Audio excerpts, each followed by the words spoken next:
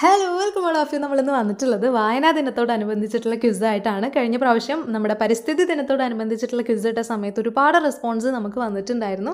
അപ്പോൾ അതേപോലെ തന്നെ ഈ വീഡിയോയിലും നമ്മളൊരു ബോണസ് ക്വസ്റ്റ്യൻ ആഡ് ആക്കിയിട്ടുണ്ട്. അപ്പോൾ കഴിഞ്ഞ വീഡിയോ കാണാത്തവരാണെന്നുണ്ടെങ്കിൽ ഇത്രയേ ഉള്ളൂ. അതായത് ക്വസ്റ്റ്യൻ നിങ്ങൾ എന്ത് ചെയ്യുക, നോക്കുക, അതിൻ്റെ ആൻസർ നിങ്ങൾക്ക് അറിയുന്നതാണെന്നുണ്ടെങ്കിൽ നിങ്ങൾ പേരെന്താണ്, അതേപോലെ തന്നെ നിങ്ങളുടെ കറക്റ്റ് ആൻസർ ഏതാണെന്നുള്ളതും ടൈപ്പ് ചെയ്തിട്ട് നമ്മുടെ കമൻറ്റ് സെക്ഷനിൽ അറിയിക്കുക. അതിന്ന് സെലക്റ്റഡ് ആയിട്ടുള്ള വിന്നേഴ്സിനെ നമ്മൾ അടുത്ത വീഡിയോയിൽ അനൗൺസ് ചെയ്യുന്നതായിരിക്കും കേട്ടോ.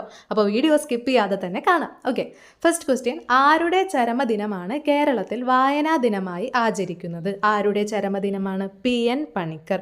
ഇങ്ങനെ കുറേ അധികം പേരുകൾ, കുറേ ആൾക്കാരുടെ പേരുകൾ വരുന്നുണ്ട്. അപ്പോൾ നിങ്ങൾ എന്ത് ചെയ്യുക, PN പണിക്കർ എന്ന് എഴുതിയിട്ട് അദ്ദേഹത്തോടനുബന്ധിച്ചിട്ടുള്ള കാര്യം ഏതാണ്? അപ്പോൾ ചരമദിനമായിട്ടാണ് നമ്മൾ വായനാ ദിനമായിട്ട് ആഘോഷിക്കുന്നത്. അപ്പോൾ എന്ത് ചെയ്യാം, ചരമദിനം എന്ന് ഹൈഫൺ ഇട്ടിട്ട് എഴുതി വയ്ക്കാം. അപ്പോൾ അങ്ങനെയാണെന്നുണ്ടെങ്കിൽ നിങ്ങൾക്ക് അത് മറന്നു പോവില്ല. ഓക്കെ, ഓരോരുത്തരുടെയും പേര് എഴുതുന്ന സമയത്ത്. ഇനി രണ്ടാമത്തെ ക്വസ്റ്റ്യൻ നോക്കിയേ, മലയാളത്തിലെ ആദ്യത്തെ നോവൽ ഏതാണ്? ആദ്യത്തെ നോവൽ ഏതാണ് എന്നതും അതാരാണ് രചിച്ചത് എന്നുള്ളതും രണ്ടും ഒപ്പം പഠിക്കണം. ആദ്യത്തെ നോവൽ ഏതാണ്? കുന്തലതയാണ്. അത് ആരാണ് രചിച്ചത് എന്നുള്ളതും ഓർത്ത് വെക്കണം കേട്ടോ.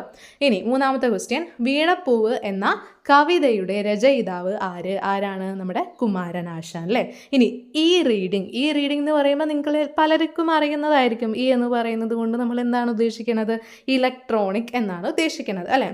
ഇനി അഞ്ചാമത്തെ ക്വസ്റ്റ്യൻ നോക്കിയേ, കേരള കേസരി എന്ന പേരിൽ അറിയപ്പെടുന്നത് ആരാണ്? K രാമകൃഷ്ണപിള്ള.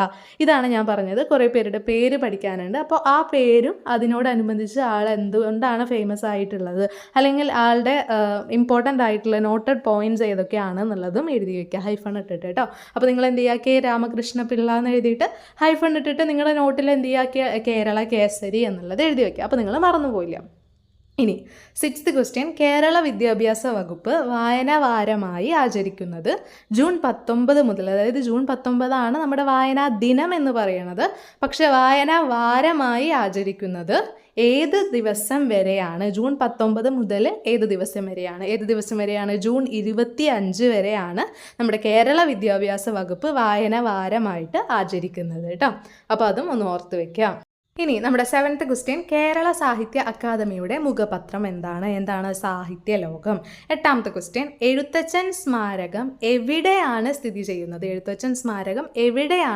ചെയ്യുന്നത്? എവിടെയാണ്?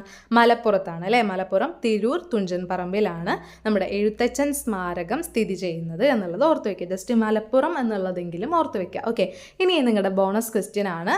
അതായത് മലയാള ഭാഷയുടെ പിതാവ് എന്നറിയപ്പെടുന്നത് ആരാണ്? സിമ്പിൾ ക്വസ്റ്റ്യൻസ് ആണ്, നിങ്ങൾക്ക് അറിയുന്ന ക്വസ്റ്റ്യൻ ആണ്. നിങ്ങൾക്ക് അറിയുന്നത് എന്ത് ചെയ്യുക, ആൻസർ ചെയ്യുക കേട്ടോ. നിങ്ങളുടെ മനസ്സിൽ എന്താണോ വരുന്നത് അത് നിങ്ങൾ ആൻസർ ചെയ്യുക. കറക്റ്റ് ആണോ കറക്റ്റ് അല്ലേ എന്നൊക്കെ നമ്മൾ പറയുന്നതായിരിക്കും കേട്ടോ. അപ്പോൾ നമ്മുടെ കമൻറ്റ് സെക്ഷനിൽ അറിയിക്കുക. അതിലത്തെ സെലക്റ്റഡ് ആയിട്ടുള്ള വിന്നേഴ്സിനെ നമ്മൾ അടുത്ത വീഡിയോയിൽ അനൗൺസ് ചെയ്യുന്നതായിരിക്കും കേട്ടോ. അപ്പോൾ വീഡിയോ ഇഷ്ടമായിരുന്നുണ്ടെങ്കിൽ നിങ്ങൾ എന്ത് ചെയ്യുക, ലൈക്ക് ചെയ്യുക. നിങ്ങളുടെ ഫ്രണ്ട്സിനൊക്കെ എന്ത് ചെയ്യുക, ഷെയർ ചെയ്ത് കൊടുത്തേക്കാം. ഓക്കെ, അപ്പോൾ താങ്ക്